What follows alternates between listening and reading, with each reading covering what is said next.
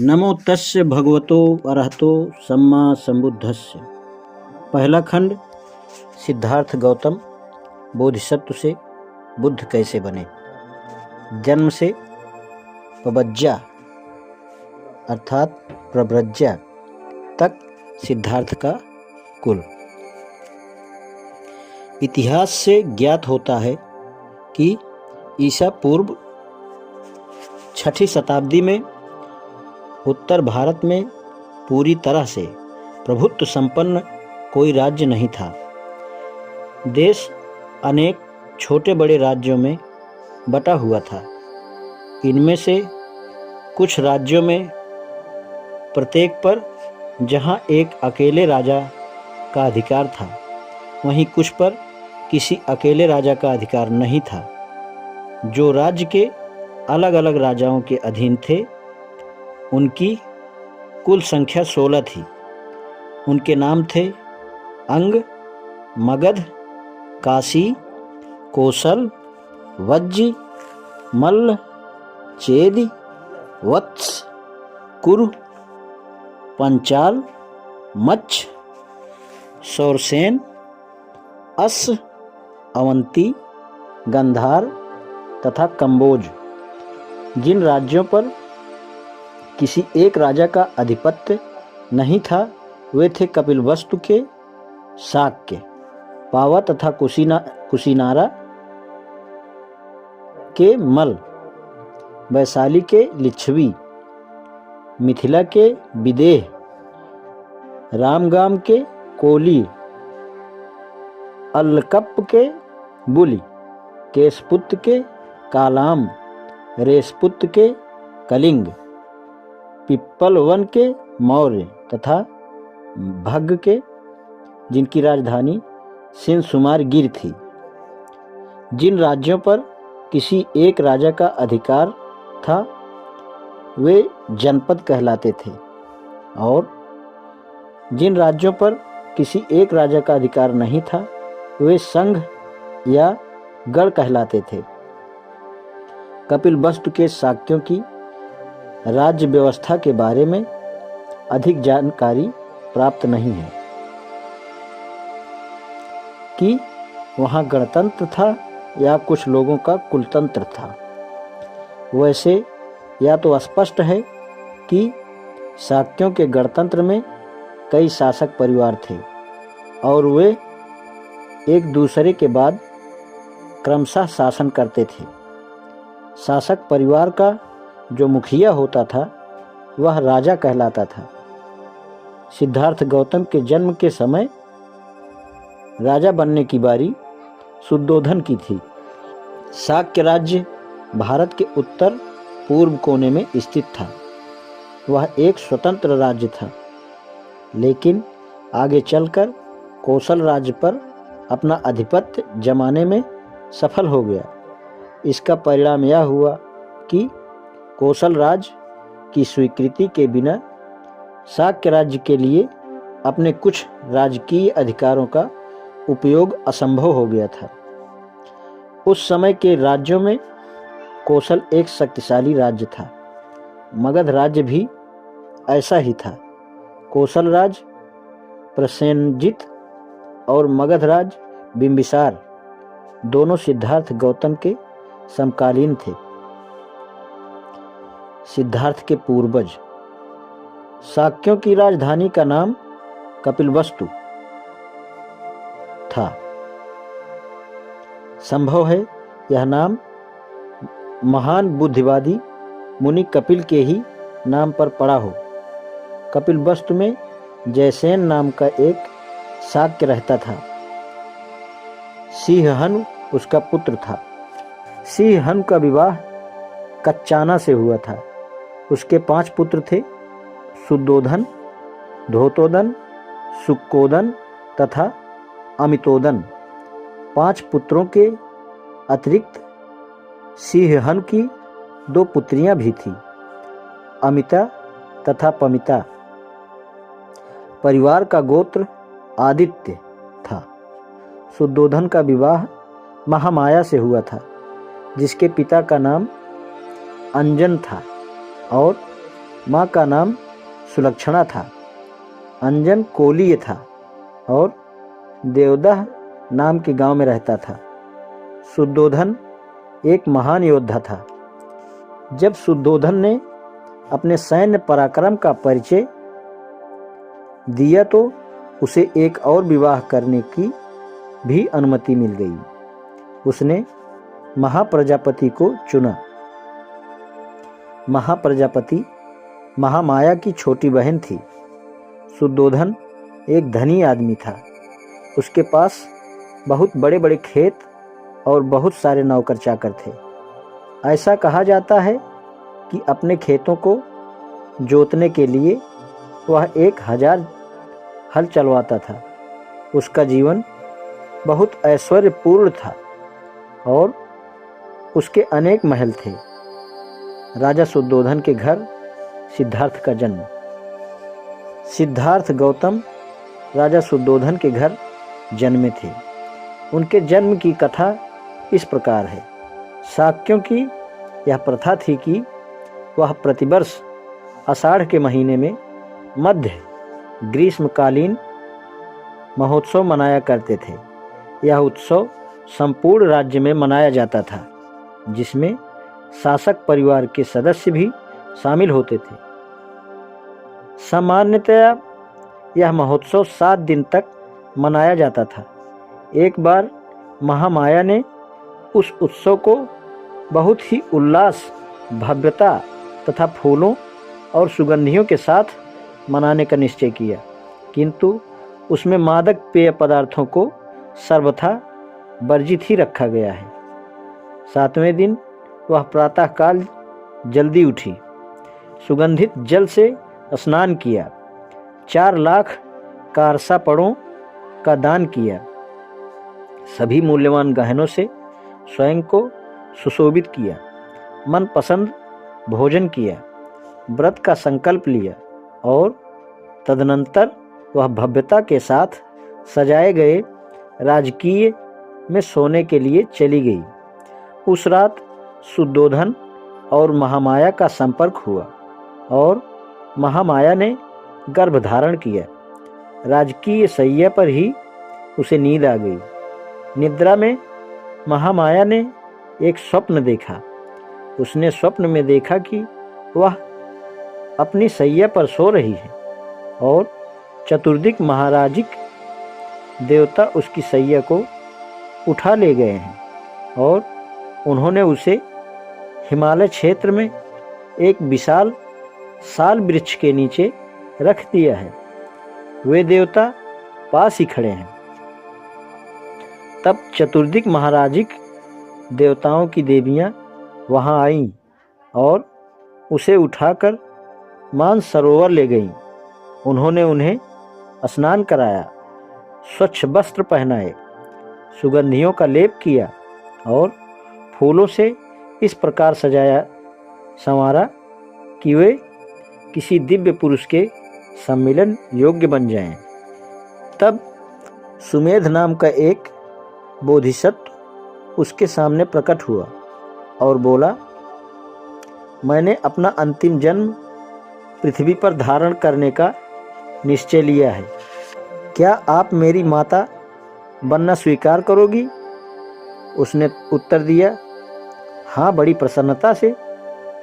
उसी समय महामाया की आंख खुल गई। दूसरे दिन सुबह महामाया ने शुद्धोधन से अपने स्वप्न के बारे में बताया।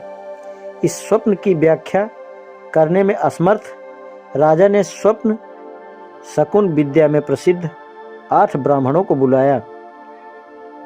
उनके नाम थे राम, धज, लखन, मंती, कोंडन, सुयाम, सुभोग और सुदत्त।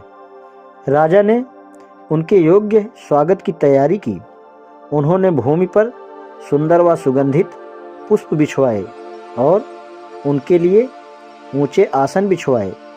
उन्होंने ब्राह्मणों के पात्र सोने चांदी से भर दिए और उन्हें घी, मधु, शक्कर, बढ़िया चावल तथा दूध से पके पकवान खिलाए। उन्होंने उन्हें नए नए वस्त्र और कपिल गायें आदि उपहार दिए। जब ब्राह्मण संतुष्ट तथा प्रसन्न हो गए तो शुद्धोधन ने उन्हें महामाया का स्वप्न कह सुनाया और पूछा, मुझे बताइए इसका क्या अर्थ है। ब्राह्मणों का उत्तर था, महाराज आप चिंतित न हों, आपके यहाँ एक पुत्र होगा। यदि वह गृहस्थी में रहेगा तो चक्रवर्ती राजा होगा, और यदि गृहत्याग कर सन्यासी हो गया तो वह संसार की भ्रांति तथा अंधकार का नाश करने वाला बुद्ध होगा। बोधिसत्व को पात्र में रखे तेल की तरह महामाया 10 चंद्र मास तक अपने गर्भ में धारण किए रही। प्रसव का समय समीप आया तो उन्होंने अपने मायके में जाकर शिशु को जन्म देने की इच्छा प्रकट की। उन्होंने अपने पति से कहा, मैं अपने पिता के घर देवदह जाना चाहती हूँ। शुद्धोधन ने उत्तर दिया, तुम जानती ही हो कि तुम्हारी इच्छा पूरी की जाएगी। कहारों द्वारा उठाई गई स्वर्ण पालिका में बिठवाकर शुद्धोधन अपने कई सेवक सेविकाओं के साथ महामाया को उनके पिता के घर भिजवा दिया। देवदाह के मार्ग में महामाया को साल वृक्षों तथा अन्य पुष्पित व अपुष्पित वृक्षों के एक उद्यान वन में से गुजरना था। यह लुम्बिनी वन कहलाता था। जिस समय पालकी लुम्बिनी वन में से गुजर रही थी उस समय सतह सारा लुम्बिनी वन दिव्य चित्रलता की तरह अथवा किसी प्रतापी राजा के सुसज्जित भोज मंडप जैसा लग रहा था। जड़ से वृक्षों की शाखाओं की छोर तक पेड़ फलों और फूलों से लदे थे। विचित्र ध्वनि कर रही सुंदर रंगों वाले अनगिनत भ्रमर गुंजार कर रहे थे। अनेक प्रकार के पक्षियों के झुंड कलरव कर चहचहा रहे थे। सभी मधुर तान छेड़ रहे थे। यह मनोरम दृश्य देखकर महामाया के मन में इच्छा उत्पन्न हुई कि वह वहाँ कुछ समय रुकें और मनोविनोद करें। अतः उन्होंने पालकी उठाने वालों को आज्ञा दी कि वे उनकी पालकी को साल उद्यान में ले चलें और वहाँ प्रतीक्षा करें।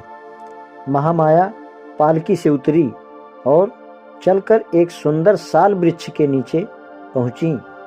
वहाँ मंद मंद बह रही सुखद पवन वृक्षों की शाखाओं को छेड़ रही थी, जिससे वे ऊपर नीचे हिल डोल रही थीं। महामाया का मन हुआ कि उनमें से एक शाखा को पकड़ लें। संयोगवश एक शाखा इतने नीचे झुक गई कि वह उसे पकड़ सके। महामाया ने पंजों के बल खड़ी होकर उसे पकड़ लिया। तुरंत ही शाखा ऊपर की ओर उठी और उसके साथ वह भी ऊपर की ओर उठ गई। उसके झटके से महामाया को प्रसव वेदना होने लगी। उस साल वृक्ष की शाखा पकड़े हुए खड़े खड़े ही महामाया ने एक पुत्र को जन्म दिया। ईसा पूर्व 563 में वैशाख पूर्णिमा के दिन बालक ने जन्म ग्रहण किया। शुद्धोधन और महामाया का विवाह हुए बहुत समय बीत गया था, लेकिन उन्हें कोई संतान नहीं हुई थी। आखिर जब पुत्र लाभ हुआ तो न केवल शुद्धोधन उनके परिवार द्वारा बल्कि सभी शाक्यों द्वारा भी बहुत हर्ष धूमधाम तथा समारोह पूर्वक पुत्र का जन्मोत्सव मनाया गया। बालक के जन्म के समय कपिलवस्तु पर शासन करने की बारी शुद्धोधन की थी। वे राजा की पदवी से गौरवान्वित हो रहे थे, इसीलिए स्वाभाविक तौर पर बालक भी राजकुमार ही कहलाया। असित मुनि का आगमन व भविष्यवाणी।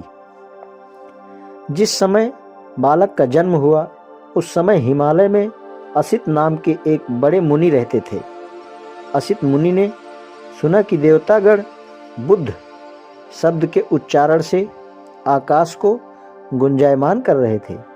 उन्होंने देखा कि वे अपने वस्त्रों को ऊपर उछालते हुए प्रसन्नता के मारे इधर उधर घूम रहे थे।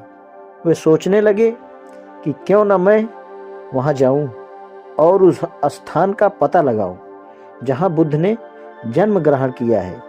असित मुनि ने समस्त जम्बूद्वीप पर अपनी दिव्य दृष्टि डालते हुए देखा कि शुद्धोधन के घर में उस दिव्य बालक ने जन्म ग्रहण कर लिया था और वह अपनी प्रभा से प्रकाशमान हो रहा था।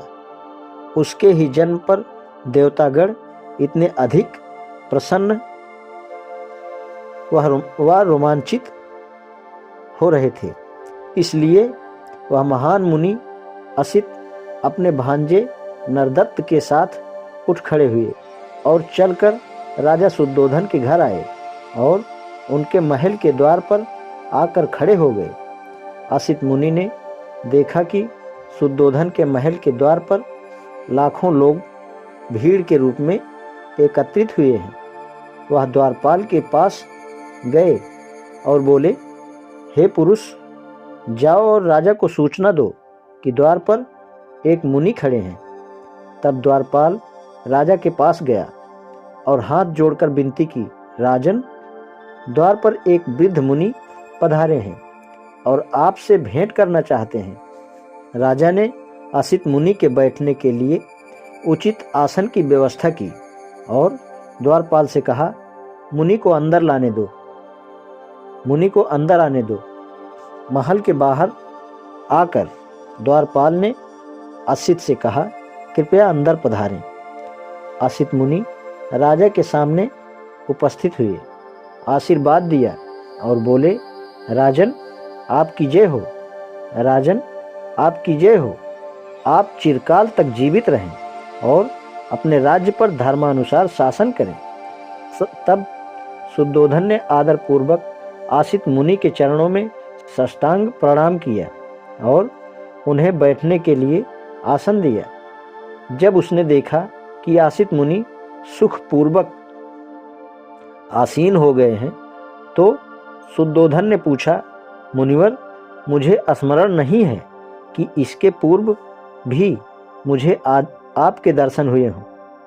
मुझे स्मरण नहीं है कि इसके पूर्व भी मुझे आपके दर्शन हुए हों।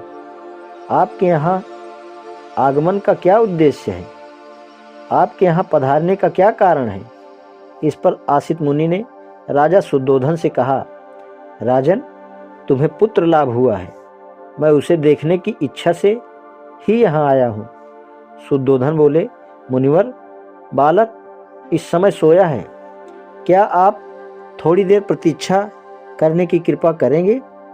मुनि का उत्तर था, राजन, इस तरह की दिव्य विभूतियाँ देर तक सोती नहीं रहती, वे स्वभाव से ही जागरूक होते हैं।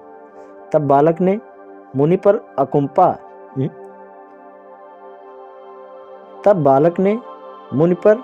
अनुकंपा करके अपने जागते रहने का संकेत किया। तब बालक ने मुनि पर अनुकंपा करके अपने जागते रहने का संकेत किया। यह देखकर कि बालक जाग उठा है, शुद्धोधन ने उसे दृढ़ता पूर्वक दोनों हाथों में लिया और असित मुनि के सामने ले आया। असित ने देखा कि बालक 32 महापुरुष लक्षणों तथा 80 अनुव्यंजनों से युक्त है। उसने देखा कि उसका शरीर शुक्र और ब्रह्मा के शरीर से भी अधिक दीप्त है और उसका तेजोमंडल उनके तेजोमंडल से लाख गुना अधिक प्रदीप्त है। उसके मुंह से तुरंत यह वाक्य निकला, निस्संदेह यह अद्भुत पुरुष है। वे अपने आसन से उठे, दोनों हाथ जोड़े और उसके पैरों पर गिर पड़े। उन्होंने बालक की परिक्रमा की और उसे अपने हाथों में लेकर विचार मग्न हो गए। असित मुनि पुरानी भविष्यवाणी से परिचित थे कि जिसके शरीर में गौतम की ही तरह के 32 महापुरुष लक्षण होंगे, वह इन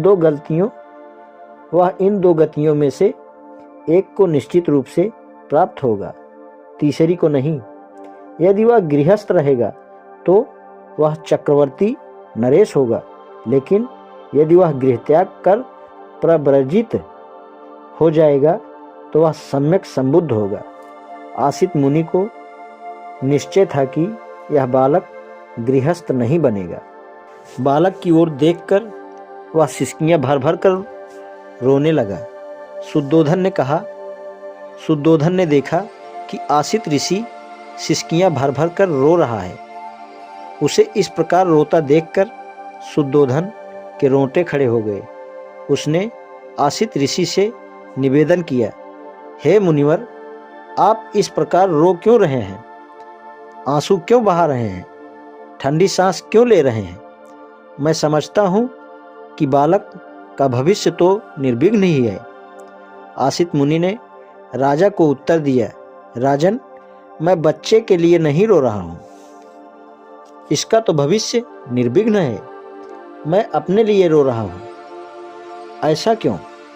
शुद्धोधन ने पूछा। आसित ऋषि का उत्तर था, मैं जरा जीर्ण हूँ, वयः प्राप्त हूँ और यह बालक निश्चयात्मक रूप से बोध लाभ करेगा, सम्यक संबुद्ध होगा।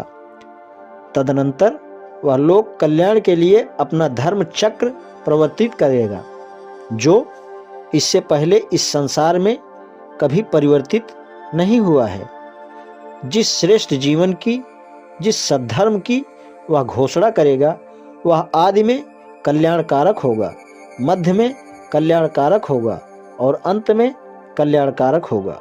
वह अर्थ तथा व्यंजन की दृष्टि से निर्दोष होगा, वह परिशुद्ध होगा, वह परिपूर्ण होगा। जिस प्रकार राजन कभी कहीं इस संसार में उदुम्बर पुष्पित होता है, उसी प्रकार अनंत युग के अनंतर इस संसार में कहीं बुद्धोत्पाद होता है। राजन, इसी प्रकार निश्चय से यह बालक बोधि लाभ करेगा, सम्यक संबुद्ध होगा और तदनंतर अनंत प्राणियों को इस दुखमय सागर के पार ले जाकर सुखी करेगा। लेकिन राजन, मैं उस बुद्ध को नहीं देख सकूंगा, इसलिए राजन, मैं इस दुख से दुखी हूँ और रो रहा हूँ।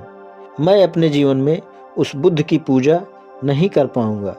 तब राजा ने आसित मुनि और उसके भांजे नालक को श्रेष्ठ भोजन से संतपित किया और वस्त्र दान देकर उनकी परिक्रमा कर वंदना की। तब आसित ने अपने भांजे नालक को कहा, नरदत्त, जब कभी तुम्हें यह सुनने को मिले कि यह बालक बुद्ध हो गया है, तो जाकर शरण ग्रहण करना। यह तेरे सुख, कल्याण और प्रसन्नता के लिए होगा। इतना कहकर आसित ने राजा से विदा ली और अपने आश्रम चला गया। आज इतना ही।